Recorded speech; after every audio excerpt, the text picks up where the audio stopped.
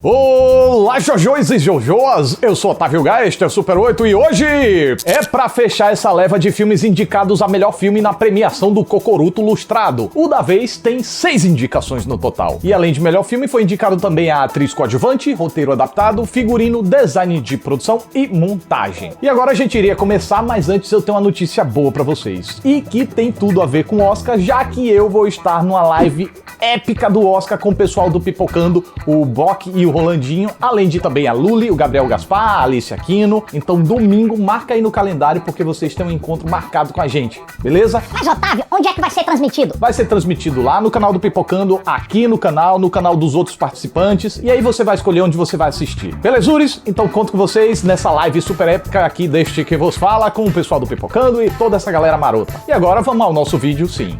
Bora! Esse filme é sobre um João da família Coelho? Esse Jojo tem algum parentesco com Roger Rabbit? Dá pra ver Jojo todinho bebendo? Tudo isso e muito mais agora! Nos bastidores da Segunda Guerra Mundial, um pirralho alemão fanático pelo regime nazista tinha o Hitler como um amigo imaginário. Mas quando numa bela tarde ele descobre que sua mãe escondia uma garota judia em casa, ele percebe que ela não é um bicho de 7 cabeças, como acreditava, e passa a reavaliar seus conceitos.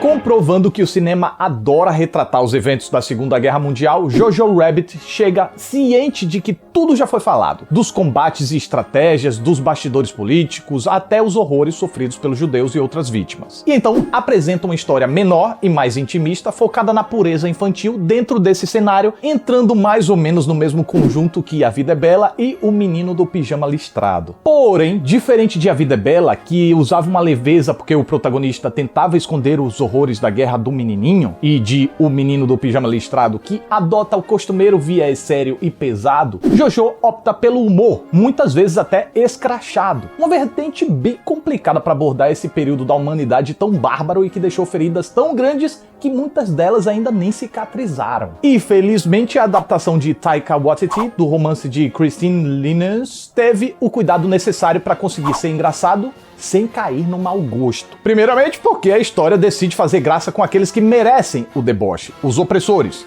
não os oprimidos. O que se percebe desde a abertura, que ridiculariza o fanatismo em volta do Hitler ao usar imagens reais para fazer um paralelo com o comportamento de tietes dos Beatles. Inclusive usando uma música destes que fala o seguinte: E quando eu te toco, me sinto feliz por dentro. É um sentimento tão forte que, meu amor, eu não consigo esconder. Sim, você tem aquela coisa especial. Eu quero segurar a sua mão. Então, se parece um erro anacrônico usar essa música para retratar esse momento, pelo lado do deboche faz todo sentido. E se tamanha idolatria já é contestável diante de artistas, diante de políticos, então não tem outra palavra para descrever a não ser patético. E a ridicularização continua, com celebrações de ignorância, com a intervenção do amigo imaginário que, apesar de parecer controverso o filme querer torná-lo engraçadinho, creio eu que a comicidade da sua participação tá na medida certa, pois ele representa o íntimo de uma criança completamente contaminada pelos discursos fascistas, que, na falta de uma figura paterna, acabou encontrando no ditador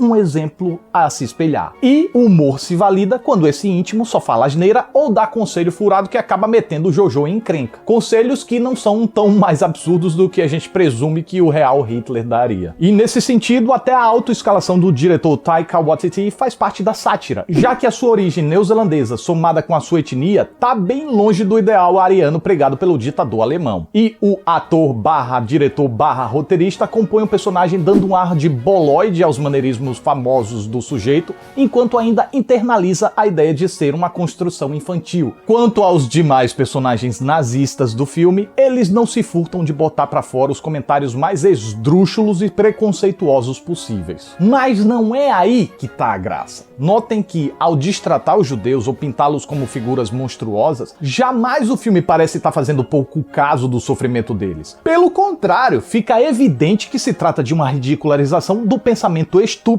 que consumiu os alemães daquela época, pensamento que ressoa até hoje, o da demonização de certos grupos minoritários. Seja por desonestidade intelectual, seja por estupidez, aquele povo bateu palmas e deu aval para um dos sistemas mais atrozes que a humanidade já conheceu. E na falta de uma explicação minimamente plausível para perseguir certos grupos, aqui, no filme, os apoiadores do governo engoliram uma lavagem cerebral barata com as ideias mais estapafúrdias sobre os judeus. Talvez para encontrar algum alguma tranquilidade ao deitar a cabeça no travesseiro, ou para achar algum jeito de explicar às crianças o que estavam fazendo, já que explicação plausível não havia. E é por isso que essa desculpa jamais deixa de ser esfarrapada ou ridícula, pois, segundamente, o filme não caiu no mau gosto também porque, apesar de acompanhar nazistas, mesmo que seja através da zombaria, toma o devido cuidado para não se aproximar a ponto de simpatizar com eles. O filme deixa claro que seu intuito é rir deles e não com eles, e jamais ousa tentar entender ou justificar suas ações. Nem mesmo as daqueles que apoiaram a ideologia apenas porque temeram se opor a ela. Nem mesmo as daqueles que compraram as ideias nazistas por pura ingenuidade.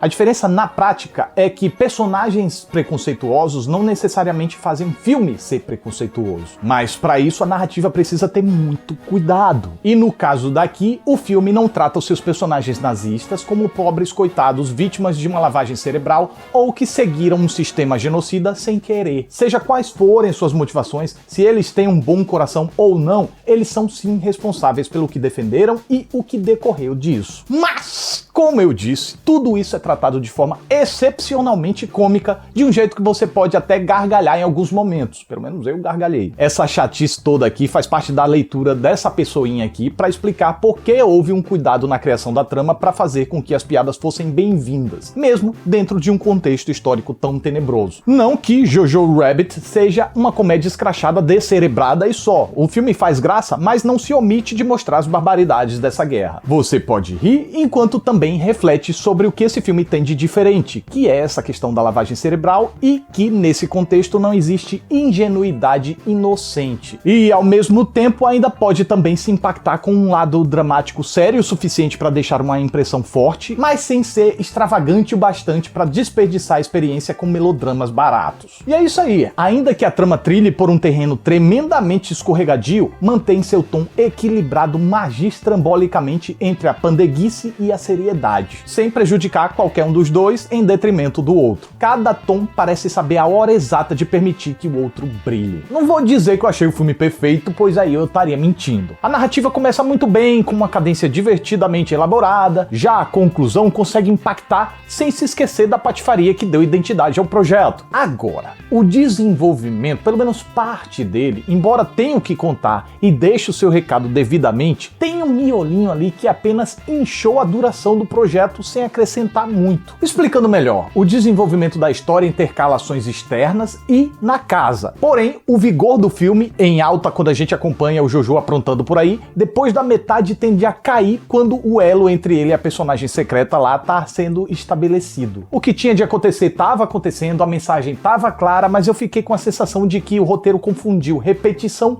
com aprofundamento e a criatividade que expôs em tantos momentos ficou a dever nesses momentos. Mais precisamente depois que eles recebem uma visita lá que foi o ponto alto desses encontros internos. Depois disso, ao meu ver, os encontros acabaram esfriando. O que é uma pena, já que isso faz parte da jornada de aprendizado do personagem. Não bastava apenas ser eficaz e passar a mensagem que precisava passar, que, repito, consegue fazer muito bem. Seria bacana que se mantivesse tão instigante quanto todo o resto. No entanto, é algo que me deu uma cansadinha, mas não creio que atrapalhe a experiência como um todo. Tanto que acredito eu que se uma dessas idas e vindas tivesse sido eliminada ou compactadas duas dessas interações na casa em uma, a mera densidade já poderia ajudar a deixar o ritmo da meiota menos sonolento. E se eu acho que não chegou de fato a ser sonolento, muito disso foi conquista dos dois atores desse elo e da direção que preservaram nessa relação um quê de imprevisibilidade. Por mais que o roteiro tivesse se encaminhando para destinos que a gente poderia antecipar com facilidade, a jovem dupla conseguiu carregar no medo e nas incertezas dos personagens sobre o futuro para nos convencer de que eles genuinamente não sabiam para onde o roteiro estava levando eles. É enquanto Roman Griffin Davis consegue dar um ar adorável ao seu seguidorzinho de ideologias deploráveis, se revelando como um ator mirim muito promissor, Thomasin McKenzie se esbalda ao fazer provocações divertidas às custas da ingenuidade do moleque, o que ela faz para se proteger e até se distrair do marasmo, mas ao se chocar com situações que voltam a lembrar da sua realidade, a moça desmorona por dentro e não consegue esconder. Ou melhor, a atriz mostra que a personagem não sabe esconder. E o resto resto do elenco tá todo impecáveis. Tanto o núcleo cômico, com destaque a Archie Yates, Rebel Wilson, Alfie Allen e o sempre ótimo Sam Rockwell, quanto o núcleo dramático. Mas não é núcleo, tô falando da Scarlett Johansson. Só acho um exagero as indicações nas premiações que ela tá recebendo pelo papel. Tá ótima porque serve muito bem ao que se pede dela, mas o que se pede também não é tanto assim, né? Jojo Rabbit é uma comédia genuinamente divertida a partir de um tema que raramente fornece sustento para comédias genuinamente divertidas, e por isso raramente alguém consegue enveredar por tais caminhos. Mas com esse projeto, Taika Waititi prova mais uma vez que é um cineasta diferenciado e com sensibilidade para encaixar seu particular humor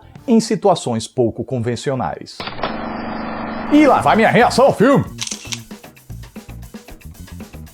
E vamos lá as indicações do filme. Melhor atriz coadjuvante. Se eu acho que a Scarlett Johansson poderia vencer por História de um Casamento e seria merecido, aqui, apesar de estar bem, eu creio que não precisava nem ter sido indicada. De qualquer forma, eu acho que não vai vencer. Agora, roteiro adaptado é a categoria que Jojo Rabbit vem mais forte e deve vencer. No mais, figurino, design de produção e montagem talvez passe em branco. Mas pode surpreender, a gente nunca pode assegurar. E como melhor filme, as chances são mínimas. Então é isso, mais um Super 8 tá chegando ao final, eu fico muito grato pela atenção de vocês, muito obrigado, até a próxima aí.